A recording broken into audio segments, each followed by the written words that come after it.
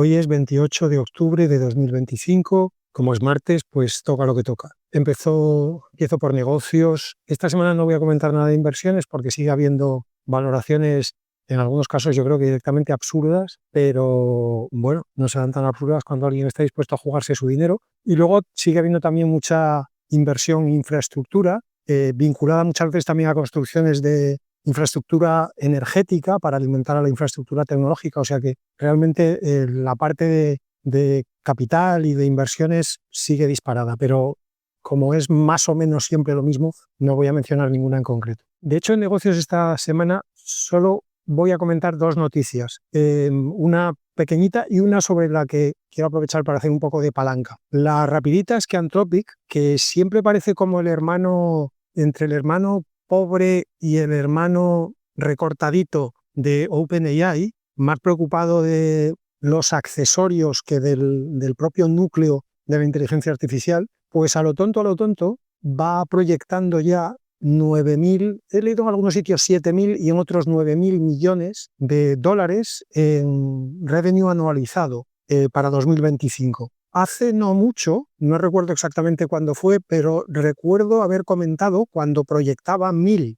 millones de dólares. O sea que ha multiplicado entre 7 y 9 veces el revenue anualizado, y eso ya le empieza a poner en cifras que pueden competir con las de OpenAI, con una inversión desde luego menor, pues no es mucho decir porque menor que OpenAI es cualquiera. Nadie quema dinero a la velocidad de OpenAI, salvo quizá Google, y yo creo que ni siquiera Meta está quemando dinero a esa velocidad. Así que Anthropic quizá ha encontrado algo que los demás no han sido capaces de encontrar. Yo en general confío mucho en Claude, es desde luego para programar es del que más me fío, y para en general lo que la mayoría de la gente busca en la inteligencia artificial generativa, bajo mi punto de vista equivocadamente, que es precisión, Claude yo tengo la sensación de que es el más preciso, sin ser absolutamente preciso, pero volvemos a lo de siempre, es que utilizar inteligencia artificial generativa, quizás si le hubiéramos cambiado el nombre desde el principio y le hubiéramos llamado inteligencia artificial creativa, eso habría servido para que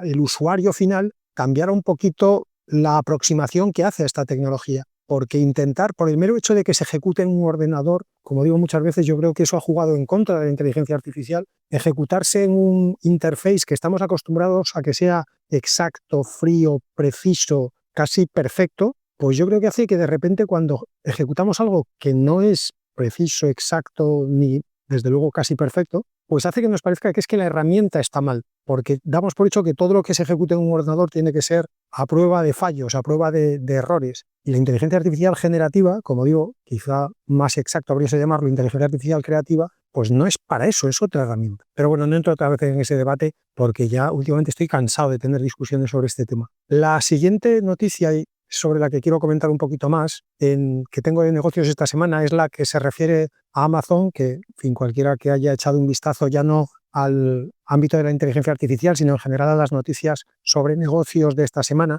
seguramente habrá leído, porque ha salido hasta en la sopa, que Amazon, aparentemente el New York Times ha tenido acceso a documentos de Amazon en los que se detalla un plan por el que se reemplazarían más de 600.000 puestos de trabajo humanos por robots desde ahora hasta 2033 en Estados Unidos. La cifra en sí ya parece una burrada, 600.000 puestos de trabajo, pero es que Amazon tiene en total en Estados Unidos 1.200.000 empleados, con lo cual esto sería, si fueran todos a día de hoy, sería la mitad de los empleados de Amazon sustituidos por robots. No es una cuenta que se pueda hacer directa porque obviamente, si estamos hablando hasta el 2033, obviamente parte de esos 600.000 puestos que se van a sustituir son puestos que directamente no se van a dar a humanos. O sea, no es que vayas a contratar a un humano para despedirlo al día siguiente, sino que directamente Amazon planea poner robots de saque en algunas posiciones. Pero aún así, 600.000 puestos de trabajo, como digo, suena a una auténtica burrada. Por cierto, Amazon, con ese 1.200.000 empleados que tiene, es el segundo mayor empleador de Estados Unidos. El primero, pues si alguno tiene curiosidad, y como yo creo que todos os habréis imaginado, es Walmart. En ese plan al que el New York Times ha tenido acceso, Amazon parece tan seguro de que ese plan se va a ejecutar y de que realmente va a sustituir esos 600.000 empleos humanos por robots, que el propio plan incluye planes de compensación, podríamos llamar, para las comunidades, como dicen en Estados Unidos, para las zonas en las que más puestos de trabajo se van a perder. Obviamente, el impacto no será homogéneo, habrá almacenes donde se perderá un montón de empleos y otros que estarán menos automatizados, sobre todo al principio, y a lo mejor la pérdida es más progresiva. Pues como digo, el plan incluye también las compensaciones, las acciones un poquito de maquillaje y de PR que Amazon prepara para esas zonas para intentar que la imagen de la marca no se dañe mucho. Amazon realmente ha hecho una progresión de libro en cuanto a la automatización y ahora la robotización de sus operaciones, sobre todo logísticas. Amazon empezó con robots, con la idea de empezar a automatizar tareas humanas con robots en el año 2012. Compró entonces un fabricante de robots que se llamaba Kiva, escrito K-I-V-A, que lo que hacía en aquella época era algo tan simple como unos robots circulares, imaginemos un Roomba, pero más grande y sobre todo capaz de transportar más peso. Básicamente lo que le podías hacer al robot era ponerle cosas encima y el robot las llevaba de un sitio a otro, normalmente de un humano a otro humano. Así es como empezó Amazon. Y a partir de ahí, la compañía creó un plan de automatización muy estructurado. De hecho, dividió toda la automatización, toda la robotización en 6 tipos, en 6 áreas de trabajo: movimiento, manipulación, orden, almacenaje, identificación y packing, empacado, empaquetado. Y ha ido desarrollando esas áreas, a veces por separado y a veces combinándolas. Cada vez más está encontrando soluciones que atacan varias áreas. Por ejemplo, ahora tiene 2 iniciativas especialmente grandes en marcha. Por un lado tiene un sistema robótico, porque más que un robot solo es una cosa un poquito compleja, al que llama Blue Jay, Blue como azul y Jay escrito J-A-Y, que como digo es un sistema que combina varios brazos robóticos para realizar también distintas tareas, como para hacer el picking en el almacén, el ordenamiento, para consolidar elementos distintos. Amazon lo plantea, mejor dicho,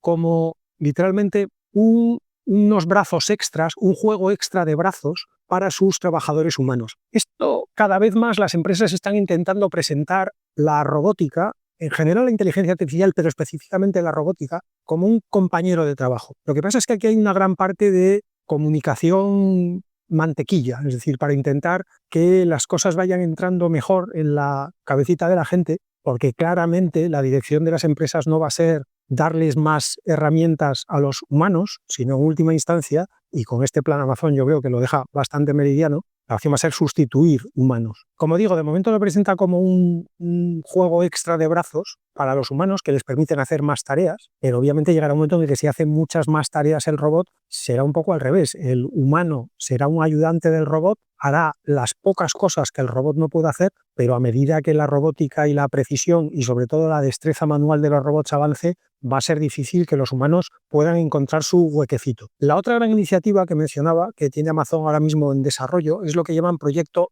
ELUNA, literalmente como suena, E-L-U-N-A, que es más una herramienta, esta no es tanto de robótica como una herramienta de planificación, pero es una herramienta de planificación que lo que hace es manejar, obviamente como todas las inteligencias artificiales, cantidades ingentes de datos que no serían manejables por ningún ser humano, a partir sobre todo de datos históricos, de tráfico en almacenes, de procesos de fulfillment en esos mismos almacenes, y analiza todos esos datos para proponer nuevos flujos de trabajo más eficientes, para reducir los errores que se pueden cometer en las operaciones de almacén y en general para diseñar un sistema, una gestión mejor en los almacenes que después, además, probablemente esa gestión la ejecuten robots tipo Blue Jay y los futuros desarrollos que vengan en la otra rama. Sí que ahora mismo hay como 2 grandes áreas: el área digamos de pensar, el área de planificar y de decidir cuál es la mejor manera de trabajar en el almacén, y por otro lado la parte propiamente robótica de ejecutar los flujos de trabajo o las planificaciones que haga el primer sistema. El objetivo a largo plazo de Amazon, según indican en ese documento, sería automatizar el 75% de todas las operaciones de la empresa. Y en ese plan, como decía, a 2033, esperan que 160.000 de esos 600.000 empleos que se van a sustituir por humanos ya se puedan sustituir en 2027. O sea que, aunque a veces estos planes es como cuando se habla de lo de no, tendremos inteligencia artificial general dentro de 10 años y dentro de 2 te vuelven a preguntar y vuelves a decir que dentro de 10 años. Estos plazos que no suenan a dentro de 2 siglos, suenan a algo alcanzable, pero que es alcanzable en un medio plazo, y el medio plazo parece que nunca llega. Aquí estamos hablando de un medio plazo, que es 2033, pero con hitos concretos a un plazo muy corto. 2027 estamos hablando de dentro de un par de años, incluso menos, se va a ver ya un impacto muy importante, porque 160.000 empleos sobre 1.200.000 es un poquito más del 10%, pero 160.000 empleos en Estados Unidos y en Pernambuco son un montón de empleos. El ahorro que Amazon prevé obtener de esta primera tanda,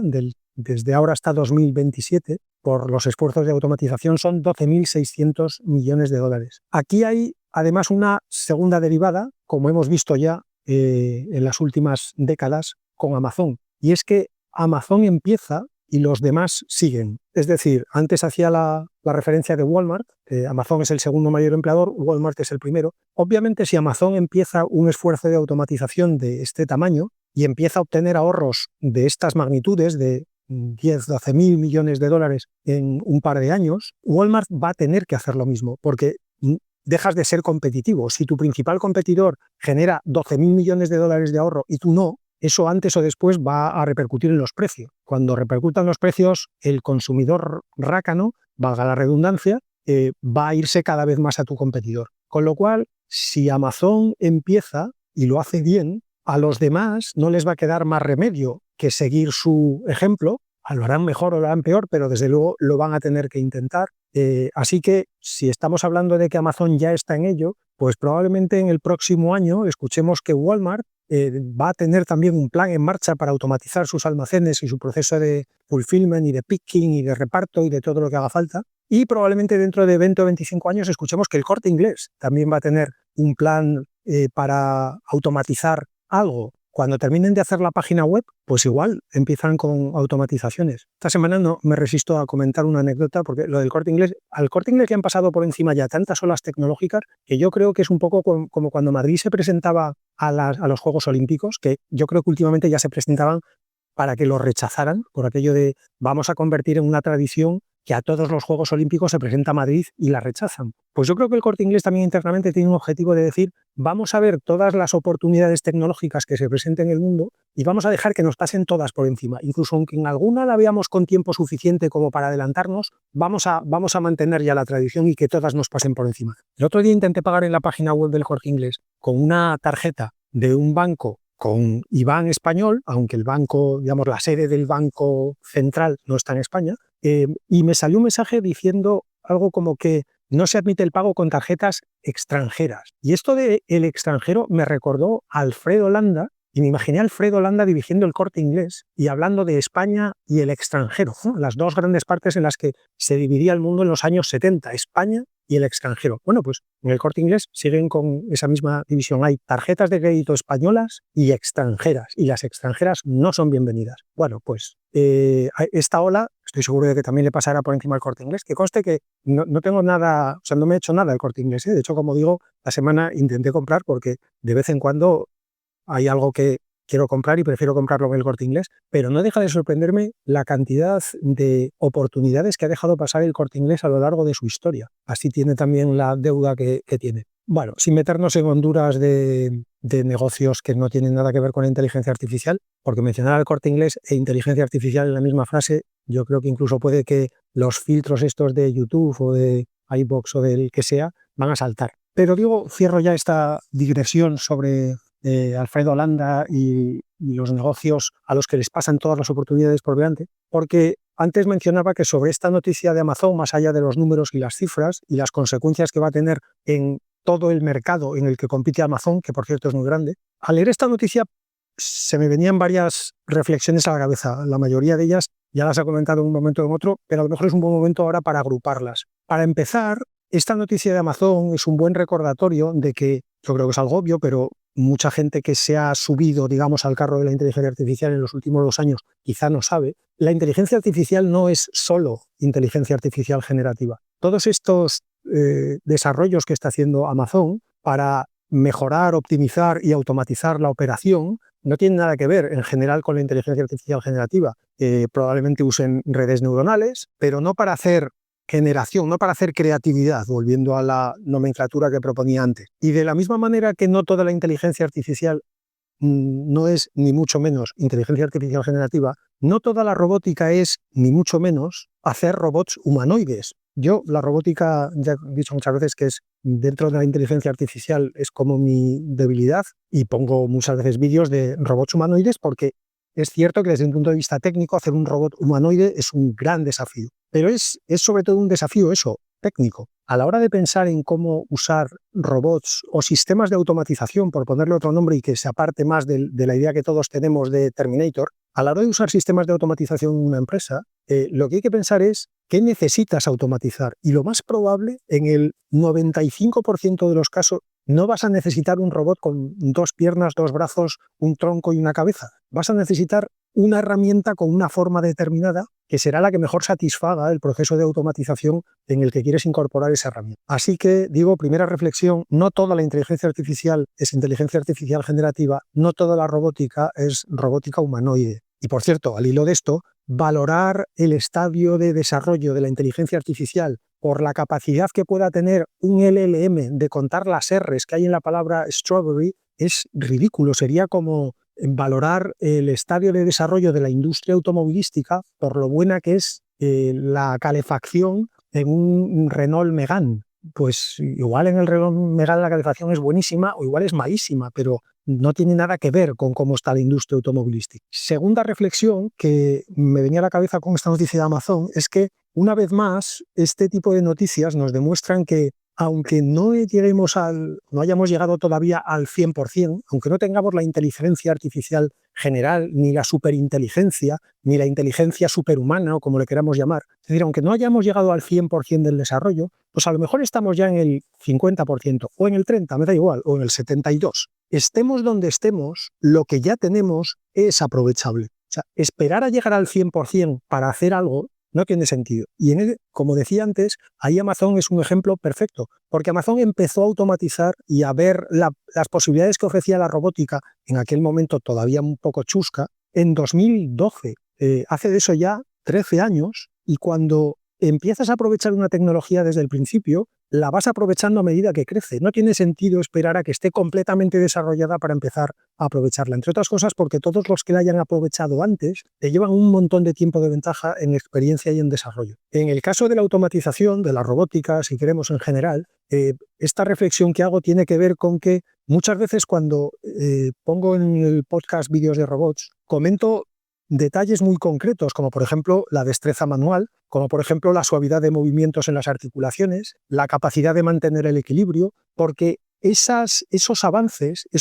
específicos son los que luego van a permitir hacer herramientas específicas. Si tienes un robot en el que hay una buena destreza manual, aunque luego el robot se mueva un poquito a trompicones o se tropiece y se caiga, lo que puedes hacer ya es aprovechar la destreza manual. Es decir, puedes hacer, por ejemplo, un brazo robótico. O sea, no necesitas que todo el sistema sea perfecto. Si el robot se tropieza y se cae mucho, mientras se desarrolla el sistema de movilidad, creo que alguna vez ya he comentado que cuando yo estaba haciendo cositas de robótica en los años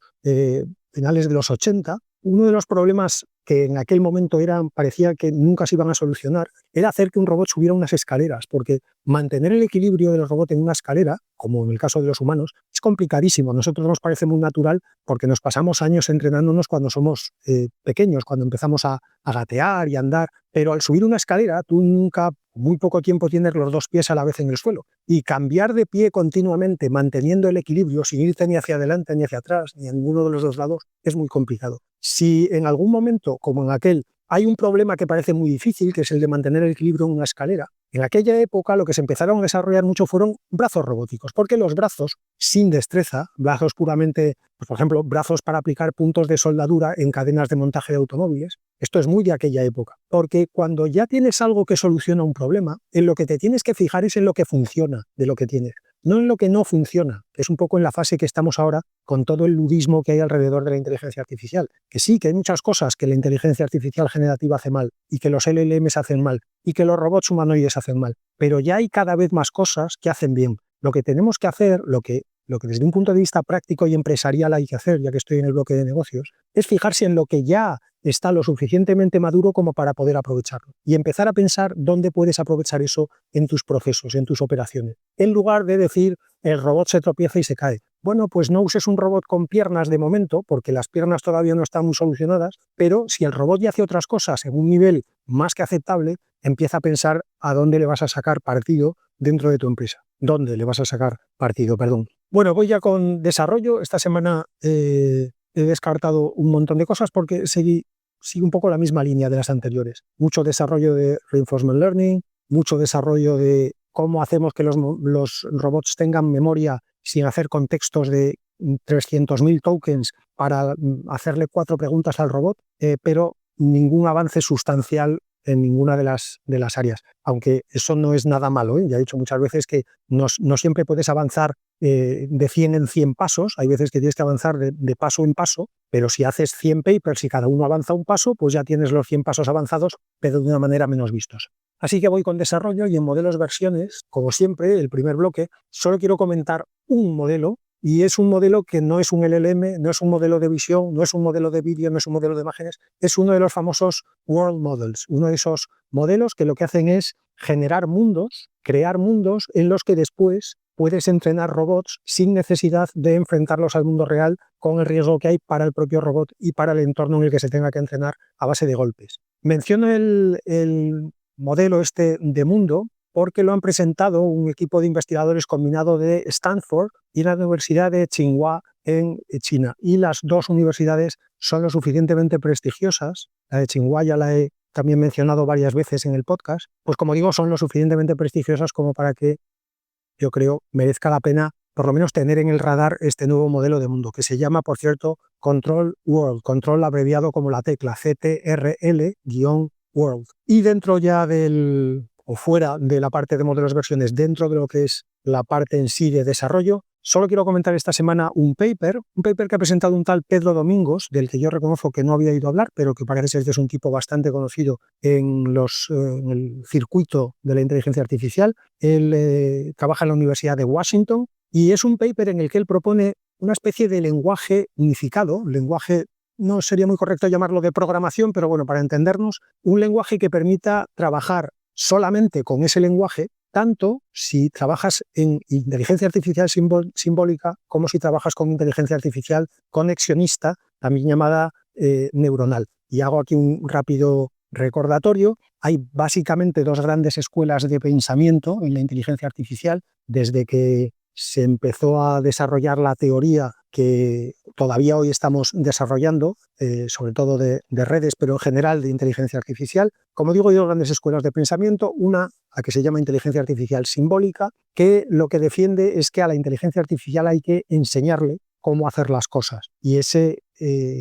aprendizaje que le vamos a pasar, lo vamos a hacer utilizando de alguna manera símbolos. Le vamos a pasar reglas, le vamos a pasar algún sistema lógico para que él, digamos, que pueda entender la tarea que queremos que ejecute. Esa es la inteligencia artificial simbólica. Por el otro lado está la escuela de pensamiento a la que se llama conexionista o neuronal, que lo que cree es que lo que hay que hacer es dejar, estoy simplificando mucho, pero por poner los ejemplos muy claros en 2 extremos, la inteligencia artificial conexionista lo que defiende es que la inteligencia artificial tiene que aprender a base de ensayo y error. Es decir, no hay que darle ninguna reglas, no hay que explicarle nada, sino que lo que hay que hacer es aquello de tirarlo a la piscina y esperar a que en algún momento descubra que dándole a los brazos y a las piernas sale a flote. La famosa Beaton Lesson de Richard Sutton, que he mencionado tantas veces aquí, también dicho muy a lo bruto, viene a decir que la inteligencia artificial conexionista siempre le gana a la simbólica. Pero eso no quiere decir que la simbólica no sirva nunca y la conexionista sirva siempre. Una de las partes clave de la Beaton Lesson de Richard Sutton es que él mismo dice que al final acaba ganando la conexionista, pero muchas veces los avances, esos pasos más pequeños de los que he hablado antes, los ha dado la inteligencia artificial simbólica, hasta que la conexionista ha estado lista para, digamos, tomar la tarea ya en un punto y entonces sí disparar la progresión a base de escala y a base de ensayo y error, a base de reinforcement learning, a base de todas las herramientas que se utilizan en inteligencia artificial neuronal. La idea de Pedro Domingos, pues, consiste en decir si a veces es más útil trabajar con inteligencia artificial simbólica y a veces es más útil trabajar con inteligencia artificial conexionista o neuronal, sería fantástico tener una herramienta, tener pues es un lenguaje, una especie de interface con la inteligencia artificial que fuera común, de tal manera que pudieras trabajar con cualquiera de las dos e incluso con las dos combinadas sin tener que utilizar una herramienta específica para cada una. Con esa idea en la cabeza, el paper propone un lenguaje al que llama Tensor Logic, lógica de tensores, que obviamente permite programar redes neuronales, porque las redes neuronales, como sabemos, son básicamente tensores y operaciones con tensores, pero además Pedro Domingos lo que demuestra, o ilustra cuando menos en el paper, es que cualquier operación lógica, cualquier operación de la inteligencia artificial simbólica, también se puede expresar mediante operaciones con tensores. En concreto, él, como digo, demuestra o ilustra con ejemplos en los que usa lo que se llama la notación de Einstein, que es una notación simplificada, que lo que hace es básicamente evitar los sumatorios en las operaciones con tensores, nuevamente simplificándolo bastante. Tienen que cumplir algunas condiciones las operaciones a las que le queremos quitar los sumatorios, pero Pedro Domingos demuestra que las operaciones lógicas que se suelen utilizar en inteligencia artificial simbólica cumplen esas condiciones y por lo tanto se puede utilizar la notación simplificada de Einstein y de esa manera el mismo lenguaje que se utiliza para hacer operaciones de tensores en redes neuronales se puede utilizar para, entre comillas, programar inteligencias artificiales simbólicas. Lo que Pedro Domingos dice en su paper es que su lenguaje, por un lado, supera las limitaciones que tienen las herramientas típicas de redes neuronales cuando tienen que trabajar con inteligencias artificiales simbólicas, como por ejemplo Python como lenguaje o PyTorch como una de las frameworks más características o TensorFlow, y de la misma manera supera las limitaciones que tienen los lenguajes clásicos de inteligencia artificial simbólica, fundamentalmente Prolog y Lisp, cuando tienes que usar algo que tenga que ver con inteligencia artificial conexionista. Como todos los estándares que se proponen, y mira que se han propuesto estándares a lo largo de la historia de la humanidad, pues veremos si este TensorLogic acaba llegando a algo y acaba convirtiéndose, si no en un estándar, por lo menos en una herramienta más que se use con frecuencia en el mundo de la inteligencia artificial, o queda como una feliz idea teórica, como una especie de el esperanto de la inteligencia artificial. Esto yo no me atrevo a hacer ningún pronóstico, ya he hecho tantos en mi vida y me he equivocado tantas veces y en temas tan variados que prefiero no hacer el ridículo más. Y termino con las pildoritas de rigor. Por un lado,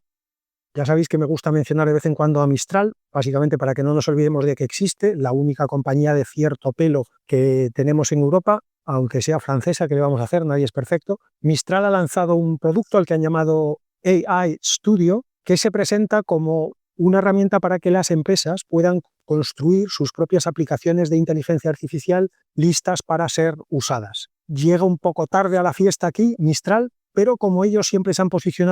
se han posicionado nunca como ser los primeros o ser los más rápidos o ser los mejores o ser los más innovadores, ellos se han posicionado sobre todo en que son europeos, en que cumplen con las 200.000 regulaciones europeas que hay en cualquier materia que se te pueda ocurrir. Tenemos regulaciones para los estropajos de cocina, no te quiero contar las que tenemos con la inteligencia artificial. Así que, como digo, aunque solo sea para recordar, que ya lleva un tiempo sin mencionarlos, que Mistral existe, pues he querido meterlos en las pildoritas. Siguiente pildorita, hay un dato que he visto esta semana sobre ChatGPT que me ha parecido espectacular, y es que la retención a un mes de usuarios de ChatGPT ha pasado de un 60% hace 2 años a un cerca del 90% actualmente. Es decir, el nombre es bastante descriptivo, pero la retención a un mes lo que quiere decir es cuántos usuarios de los que te usan hoy te van a seguir usando dentro de un mes. Bueno, pues como digo, en 2 años ha pasado del 60 al 90%. Y la retención a 6 meses es del 80%. Es decir, que cae muy despacio y se estabiliza relativamente rápido. Por cierto, esto convierte a ChatGPT en el mejor de la clase, en el best in class. El que estaba best in class hasta la fecha era YouTube. Tercera pildorita, OpenAI, como también supongo que todo el mundo sabrá a estas alturas, ha presentado esta semana su propio navegador web al que ha llamado Atlas. Y es pues un poquito como el de Perplexity, Comet, pues un navegador al que le han incorporado un agente, una barra lateral en la que puedes interactuar con el agente. Ese agente participa de la sesión en la que tú estés en la que tú estás navegando en el navegador, por lo tanto le puedes hacer preguntas sobre la página que estás viendo, le puedes decir que te la resuma, puedes hacer que recuerde eso y que luego más adelante cuando le hagas una pregunta sobre el sitio que visitaste hace 5 páginas, que él sepa cuál era y que te recuerde información de la que tenías. Bueno, pues el típico, bueno, digo el típico como si hubiera ya 500, pero es que entre el tiempo que se pasó anunciando este tipo de navegadores y que últimamente ya salió el de Perplexity, el Comet, ha salido este ahora, y además resulta que prácticamente el mismo día Microsoft anunció que le va a poner a Edge también un agente de inteligencia artificial que va a permitir que el usuario interaccione con las páginas y que Edge recuerde las páginas y las resuma y tal y cual, pues estamos llegando ahora a un momento en el que van a regalar los navegadores con inteligencia artificial con la compra de 2 paquetes de Ariel. Y vamos, yo creo que estamos a 2 telediarios de que aparezca Chrome, que es el que falta, con su agente de inteligencia artificial que va a permitir interactuar con las páginas y recordarlas y bla, bla, bla. Por cierto, el de OpenAI Atlas de momento solo está disponible para Mac, no está disponible ni para Windows ni para Linux. Y termino la última pildorita y lo último del podcast de hoy. Quiero mencionar un sitio, una nueva herramienta de inteligencia artificial, en concreto de uso de LLMs, que se llama CTO.new, escrito CTO.new de nuevo, que promete, porque todavía no está lanzado en abierto, de momento hay que apuntarse a una lista de espera, promete acceso gratuito e ilimitado a los mejores LLMs para programar. Leo textualmente lo que han puesto en su web. ¿Cómo puede ser gratuito que te dejen acceder ilimitadamente a los mejores? Pues según ellos, porque se van a financiar usando los datos que tú uses para entrenar, para ofrecérselos a esas empresas, léase OpenAI, Anthropic, Google, etcétera, como datos para trainings de las futuras versiones de sus modelos. Obviamente veremos si lo cumplen. Yo me he apuntado a la lista de espera, ya os contaré si funciona o no funciona, si realmente es gratuito, si realmente es ilimitado. Yo el único riesgo que veo en esto es que como usen mis programas para entrenar a las futuras generaciones de LLMs, la inteligencia en vez de ir hacia arriba va a ir hacia abajo, porque yo cada vez soy más vago y mis programas no son precisamente un ejemplo de estructura. Pero oye, a mí todo lo que sea gratuito ya de momento tiene mi atención. Eso ha sido todo por hoy. Hasta el martes que viene.